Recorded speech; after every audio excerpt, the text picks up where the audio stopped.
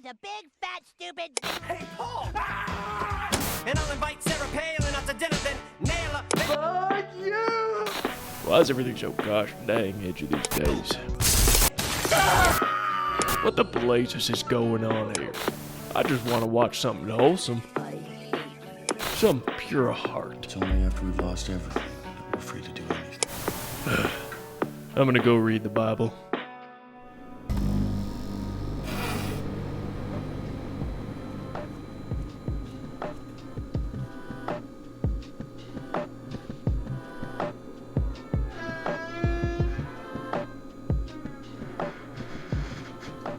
So today we're going to talk about the word edgy, a term that once meant bold, boundary pushing, and refreshingly different, a term for art that was unflinching in its vision and didn't really care how it came off. If you're like me and you're thinking of something edgy, you're probably thinking about something like Fight Club or early South Park. But that doesn't seem to be the case for everybody.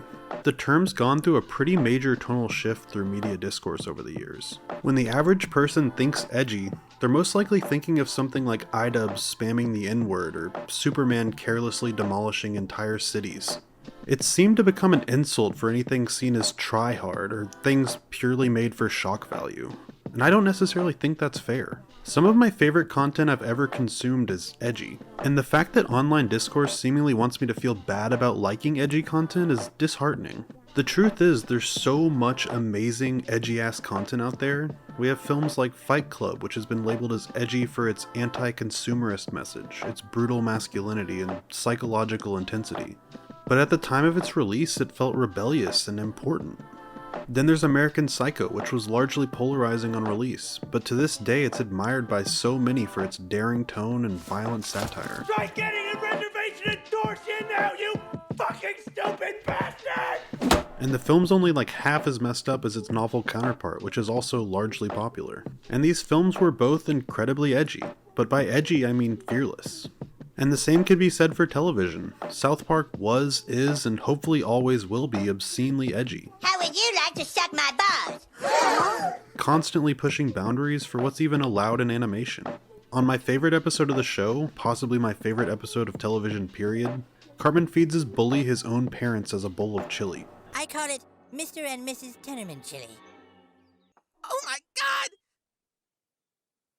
Oh my god! This was in 2001 on cable fucking television. I genuinely thought I was going to get in trouble just by having this on my TV. Like my mom was going to bust in any moment and turn me over to the authorities. And as far as South Park goes, it being edgy was and has always been its appeal. It's willing to tackle any topic regardless of how off-limits society deems it. And following South Park's footsteps, this boundary pushing continued through stations like Adult Swim, whose claim to fame is also edgy content. I'm committing vehicular manburger helper. If you're anywhere near my age, you stayed up way past your bedtime to watch these shows. Shows like Squidbillies, Home Movies, and the nightmare that's Moral Oral. The reason we turned these shows on late at night is because of how wild and uncensored they were compared to traditional television. And it felt like these shows were applauded at the time because they were pushing boundaries, constantly trying something new and bold.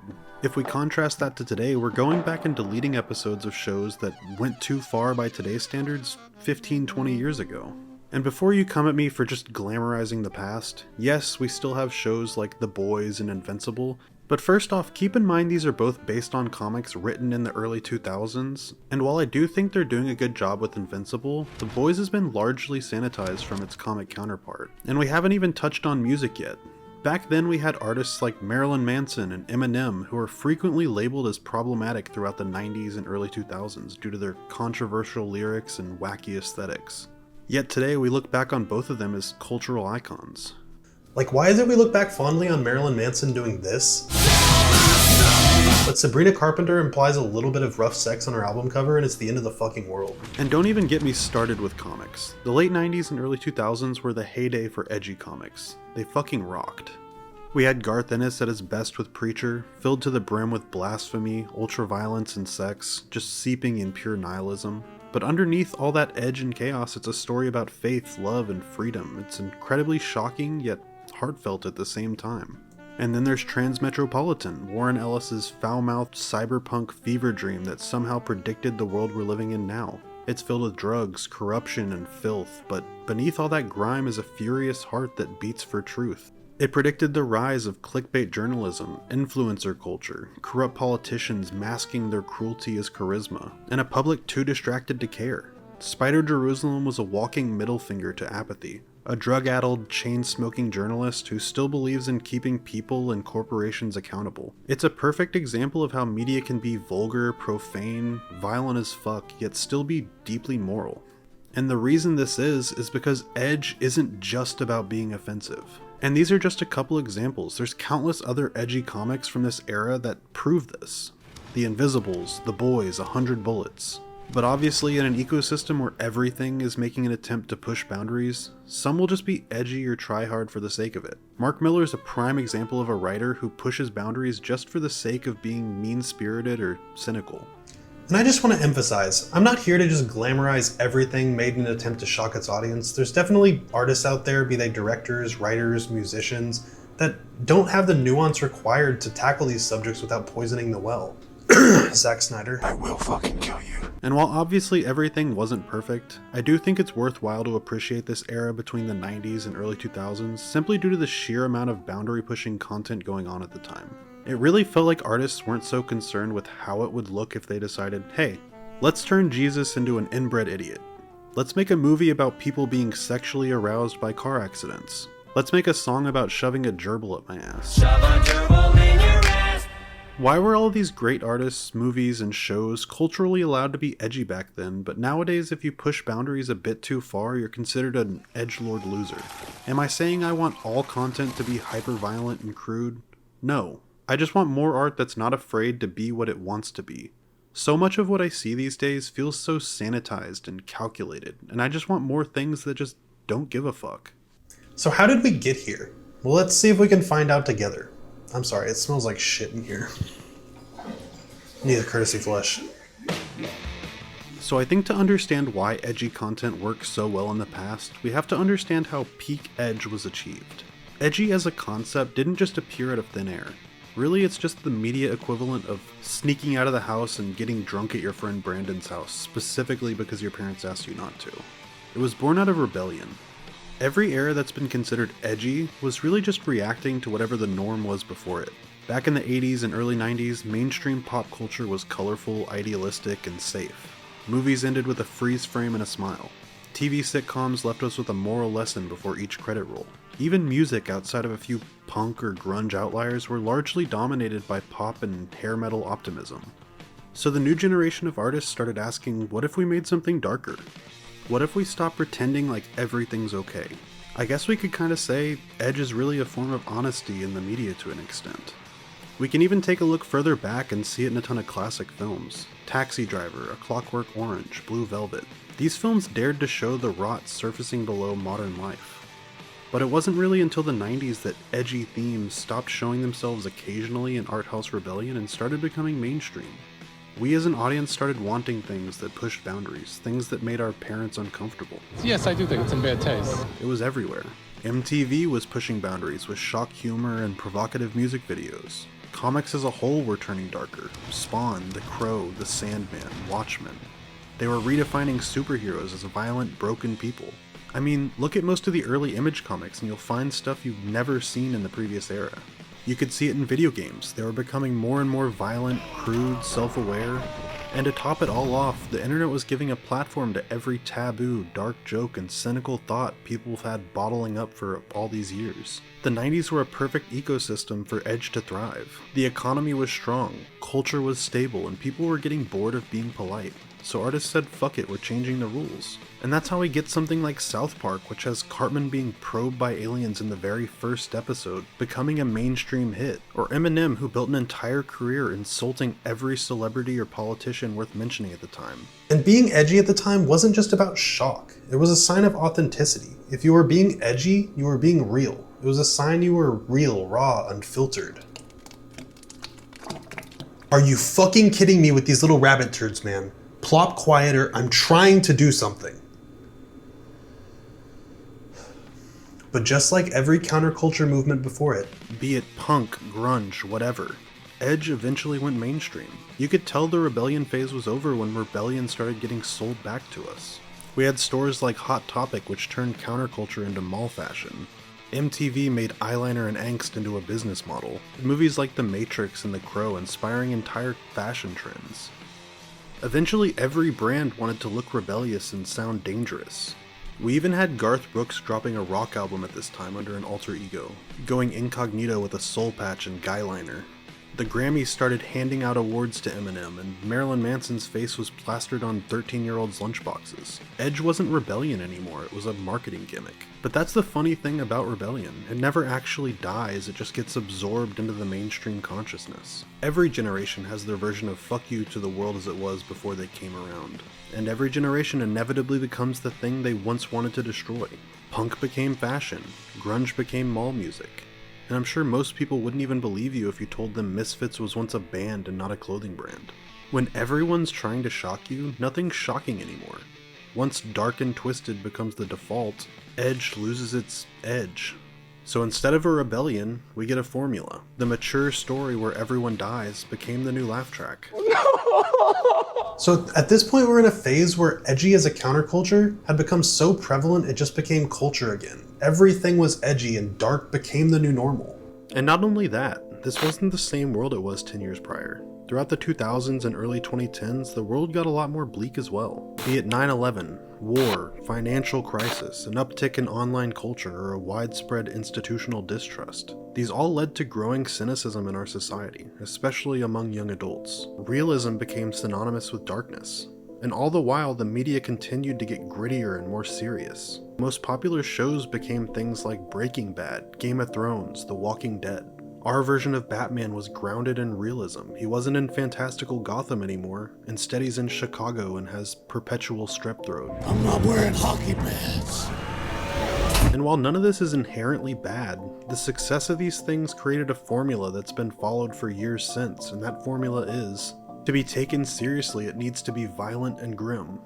You couldn't just tell a story. It had to end in misery or shock or a twist so bleak it felt profound. Audiences didn't want catharsis, we wanted to suffer because it felt real. So we said, fuck it. Let's kill Ned Stark. Let's kill Batman. Let's kill Carl Grimes. So in a way, what was initially perceived as edginess became the default aesthetic for mature media, which in of itself took a lot of the weight away from the word. You could really see this shift play out in superhero movies, which basically became the battleground between dark and gritty and fun and sincere. The Snyder-era DC films went all out on grim realism with desaturated color palettes, a dead serious tone, and gods among men drowning in guilt. Meanwhile, we have Marvel over here cracking jokes mid-battle and pulling in billions of dollars. I am not a dick! And I don't even really think Marvel won because people stopped liking darkness, they just stopped liking the kind of darkness that felt performative. The irony of it is, the edgier franchise felt less authentic, because the darkness started to feel like a costume.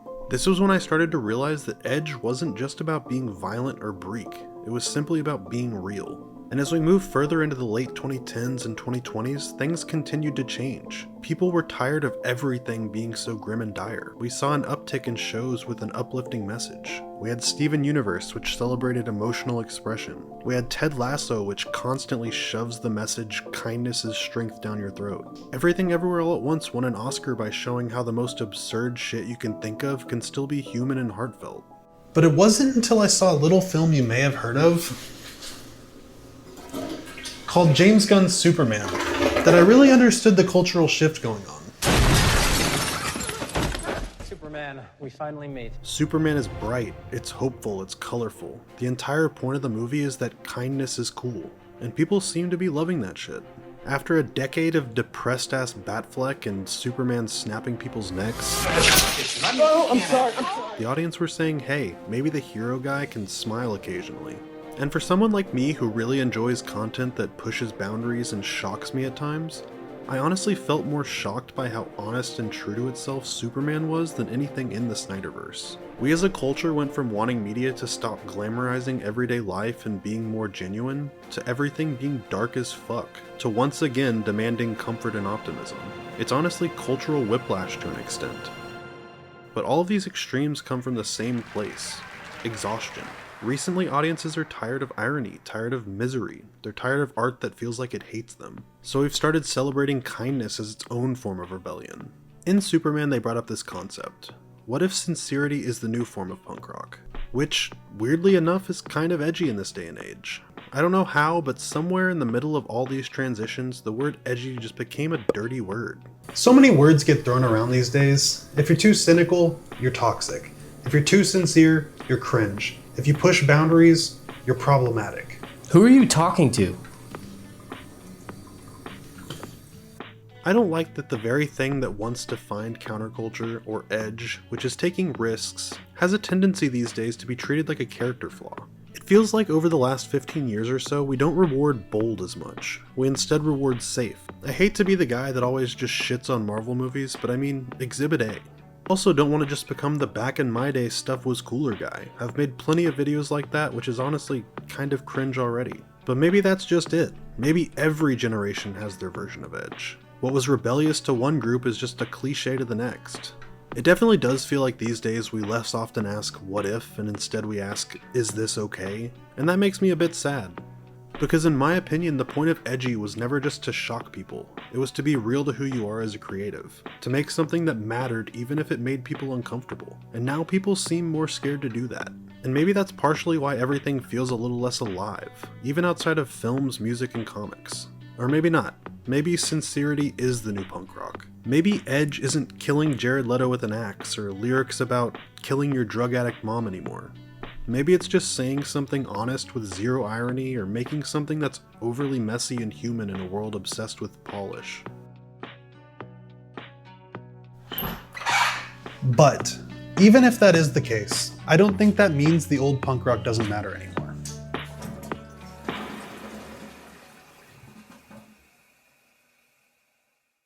Well, since you made it this far, I'm assuming you enjoyed this video at least somewhat, so let me go ahead and plug some of my own edgy shit that I'm working on. I'm making a comic, and it's sort of like an ode to early 2000s, like Vertigo and Image comics, and yeah, let me tell you a little bit about it real quick. The comic is called Sex Robot, and it's a sci-fi comedy set in the year 2307. And through the creation of true AI, humanoid robots handle almost every job previously done by the humans, on a barely livable wage. All the while, the all but obsolete humans live out lavish lives, cashing in on universal income provided by the government. They claim the race earned its right to relax. We follow our main character Hubert, a down-on-his-luck sex robot making a measly living, fulfilling any and all human sexual desires. Hubert lives out each day, praying that someday he'll find some sort of purpose outside of helping these humans get their rocks off. And luckily for him, well, kinda, he gets his wish, when he's injected with a military software, CUM, or Control Utility Matrix, that allows AI to be remotely activated to kill specifically targeted humans for pay. A program that's long been outlawed in this universe and thoroughly removed from the public consciousness. The issue is, he's not exactly designed with cold-blooded murder in mind, so instead of guns and blades, he has to use his toys. There will be a ton of more information on the Kickstarter once I get that going very, very soon. I'll throw my socials on the screen here. I'll put out updates on there for whenever it goes live, but if it sounds at all interesting to you, feel free to check it out. And other than that, have a good day. Hold on to your vaginas.